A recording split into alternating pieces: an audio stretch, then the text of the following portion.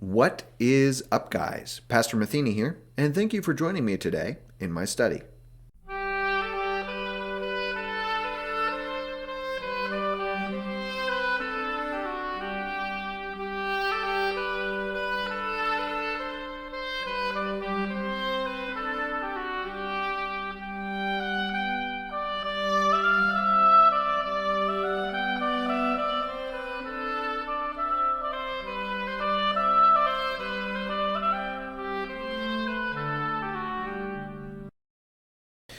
So, I've been thinking recently about, I've been thinking all the time about my own insufficiencies for all the various vocations, all the various callings that I have in this world. I think often about my shortcomings as a man, as the things that I think men ought to be able to do and that I'm unable to do.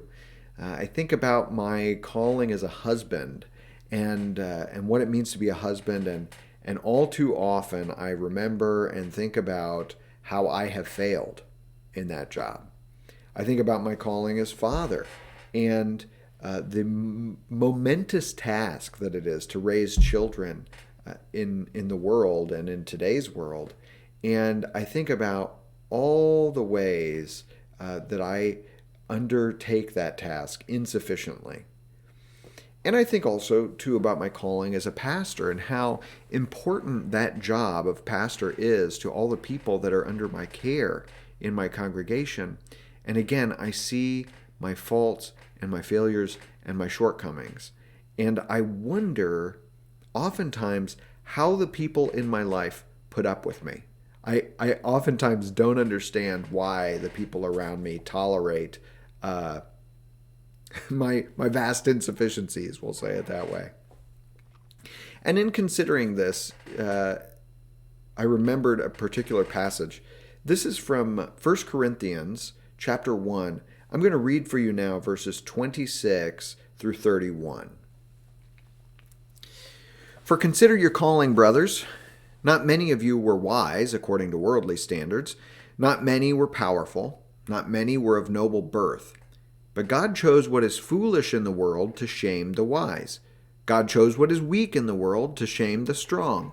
God chose what is low and despised in the world, even things that are not, to bring to nothing things that are, so that no human being might boast in the presence of God. And because of him, you are in Christ Jesus, who became to us wisdom from God, righteousness and sanctification and redemption. So that, as it is written, let the one who boasts boast in the Lord. So I was thinking about this passage and how it's kind of funny, because if you think about it, St. Paul is kind of insulting his readers, sort of on the down low.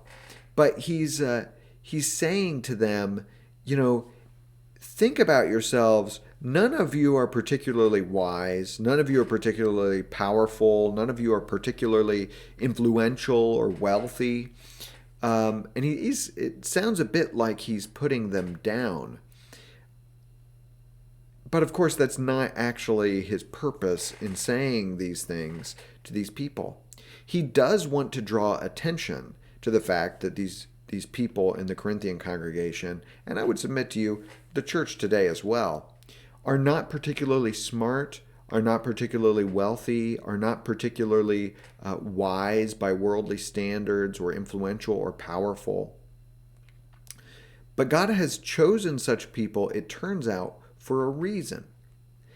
As St. Paul makes clear here, he chooses the low things, the weak things, the uninfluential things in the world, or I should say people, with a purpose. Because everything that he accomplishes through such weak and lowly vessels is done to show his own power, to show, in fact, that God can accomplish what he wants to accomplish, and he doesn't even need to use the best tools to do so. And additionally, what he does by selecting for his purposes what seem to be inadequate resources is to shame those in the world that think highly of themselves and look down upon God and His church. So, in thinking about this for myself, I can heartily agree with St. Paul that in my case, God has chosen a foolish, weak, sometimes seemingly to me almost useless vessel. But what this does is this passage takes my eyes off of my own failures and instead turns them towards my accomplishments and my successes. And in seeing those things, I can recognize that those things are accomplished by me, but through me by God. And so I see what God is able to accomplish even through my weak and lowly work. And that leads me to do something which St. Paul brings up at the end of this passage. Let the one who boasts boast in the Lord. So I can see my successes and I can rejoice that in fact they are my successes, but they lead me to boast in the God who is able and who is willing and who does actually accomplish those things through me. And so I can see, of course, my weakness and failures, but see also the successes that God brings about in these important callings that He's given me. And all of it is to His glory. So this is what I've been thinking about today. I hope it's been fruitful for all of you. I hope to see you again soon. Peace.